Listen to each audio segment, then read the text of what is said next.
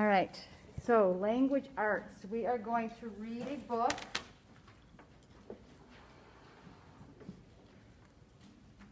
A Wish for Wings That Work. Oh my goodness. Poor penguin, can't fly.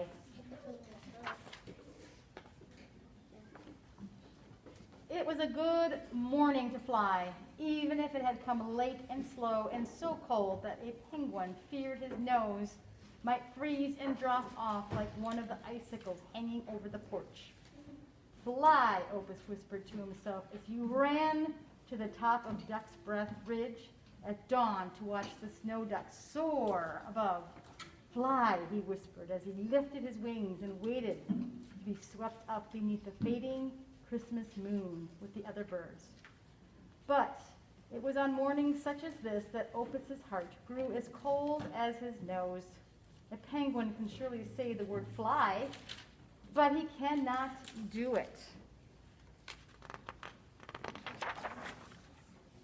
Oh, I like his Christmas hat. A bird with wings that won't work? Opus growled to himself. What good is that? What good am I? I might as well have been born a snail or a slice of Melba toast.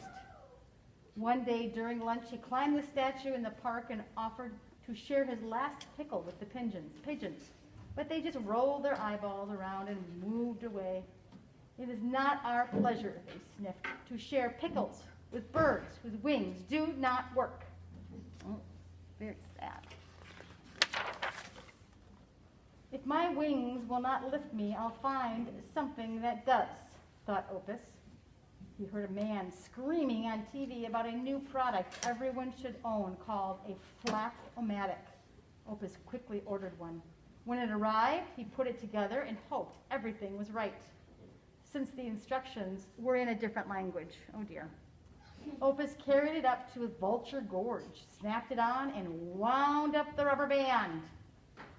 Stepping to the edge, Opus looked down at the bottom 3 miles below. Yow, he gulped. He sighed, walked back home, and spent the rest of the day cooking anchovy Christmas cookies. Ew. Which wasn't nearly as dangerous. That doesn't sound very good, but I suppose if you're a penguin, I like fish. penguins would like it. And then Opus knew what he should do. That night he sat in front of his warm fireplace, considered his words carefully, and wrote an important letter. Ooh, this is an opinion. Bless you. Dear Santa Claus, in the past I have asked for a scarf that would last. I have wished for new skates or some herring rum cakes. But since my wings sputter at those times they should flutter, I thought you should know I need wings that will go. He has Amelia Earhart on his fireplace mantle. Does anybody know who Amelia Earhart is? Cole. She went to Madagascar, I think, in a plane and it crashed. Yeah, she was a famous person who flew. She was like the first female to fly. Was it around the world or to Madagascar? She was a big. Around the world. Yeah, she was famous for flying. After mailing his Christmas wish, Opus congratulated himself that a penguin could be so clever, and he immediately went up to Duck's Breath Ridge to practice takeoffs. Santa Claus will be bringing me new wings, announced Opus to a passing snow duck. I shall be flying on Christmas morning. The ducks are looking at him like, what is going on? Christmas Eve soon arrived, and after leaving a note of welcome to Santa Claus in the fireplace, welcome Santa, the penguin, whose wings would not work, tucked himself into bed. He burrowed down deep in his thick quilt, curled his knees up to his chin, scratched his nose one last time, and, as a flock of snow ducks drifted silently across the full Christmas moon, closed his eyes. Fly, Opus whispered to himself just before falling asleep. I'll be flying on Christmas morning. And then he was snoring.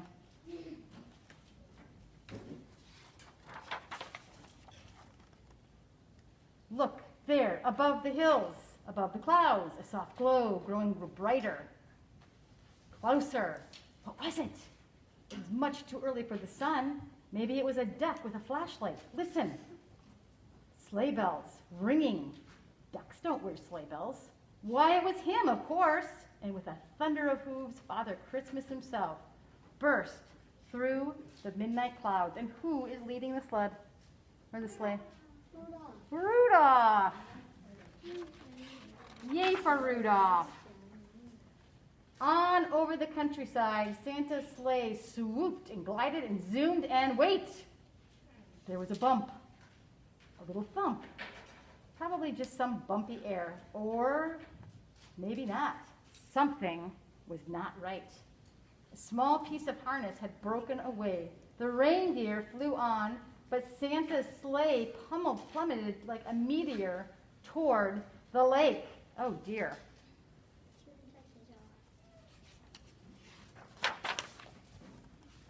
Hello, wake up, emergency, a voice hollered. Who's jumping about on my bed? Asked Opus, rubbing the sleep from his eyes. A snow duck was holding a light over Opus and looking very upset.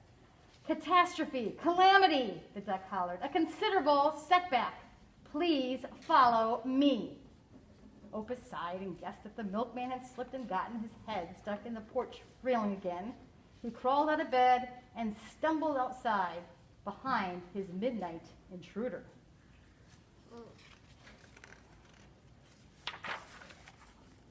There, said the snow ducks and pointed toward the dark lake. They lifted the little penguin so he could see better. Opus could just make out something. A lantern out in the water, a big man with a white beard standing atop a sleigh that was teetering, rocking, and sinking. Opus gasped in horror. Ruh-roh. Down the snowy bank, Opus scampered, a flash of black and white as he hit the water. With a roar, a shimmering curtain of spray erupted behind the rushing missile. It held into the air for the longest seconds, catching the moonlight before falling. Toad falls leaped, catfish jumped, and Opus flew, strong and fast, through the icy water. A wonderful, roaring, graceful torpedo sailing through the darkness. He was swimming, and swimming, after all, is what penguins do best.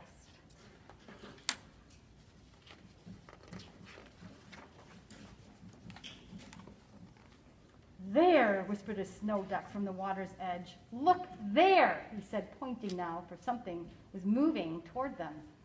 It was Opus, and he was pulling that great Christmas sled and all the toys through the freezing water with the reins in his teeth. There was great sloshing and frothing and laughing. Somebody was laughing out of the sleigh. A deep voice of good cheer drifted in over the water. Ho, ho, ho, it rumbled faintly. Ho, ho, ho, go! Who's that?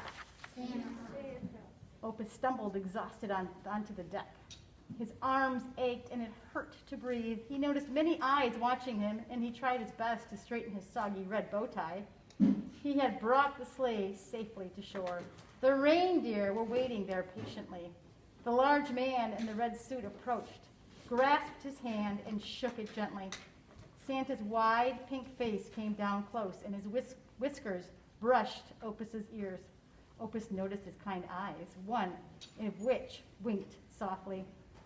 I see no penguins here, Santa whispered, whose wings only sputter. Tonight it was courage that flew years beyond others. He whirled with a snap of a whip and a hearty laugh, and he and the sleigh sailed up toward the stars.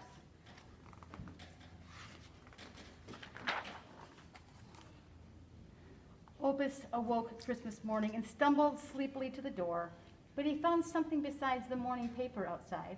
He rubbed his eyes in disbelief. There on the front porch, spreading out across his lawn and down the street, were hundreds, maybe even thousands of smiling snow ducks.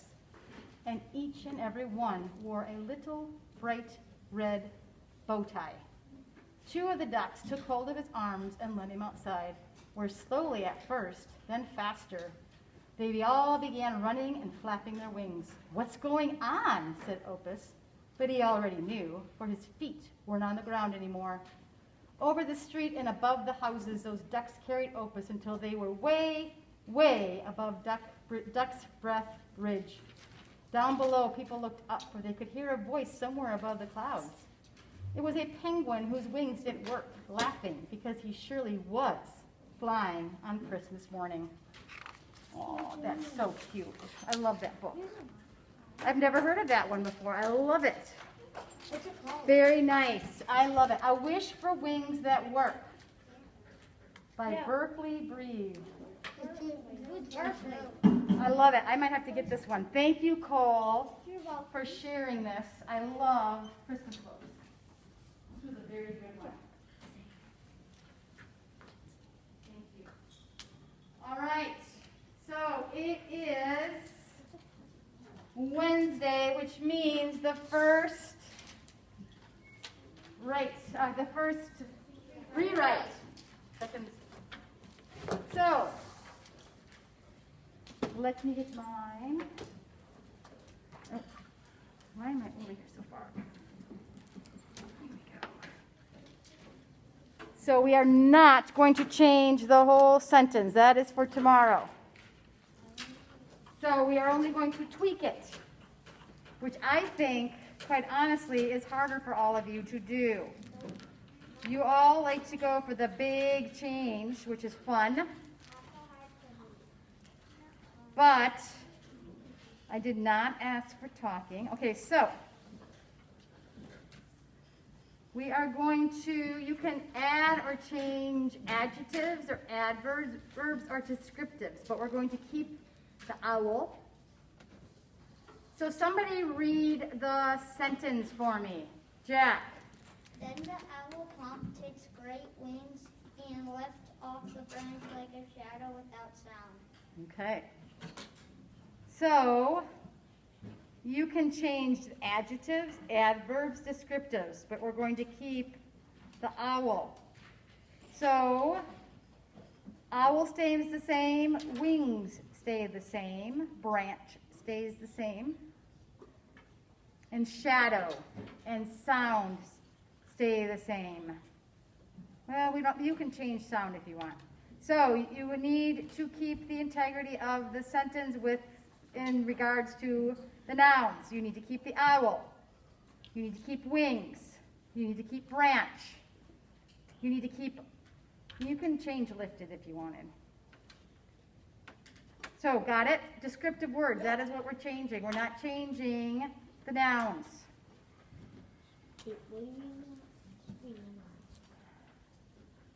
So let me give you an example. Then the silent owl pumped its gigantic wings and lifted off the branch like a shadow without sound. That's not a lot different. So I don't want a huge change, but you can change it even a little more than that if you want. Descriptive words need to be changed. That is it. You may write. Yes? Wait, what do you mean not right? Wait, what do you mean to keep the words in this? The nouns.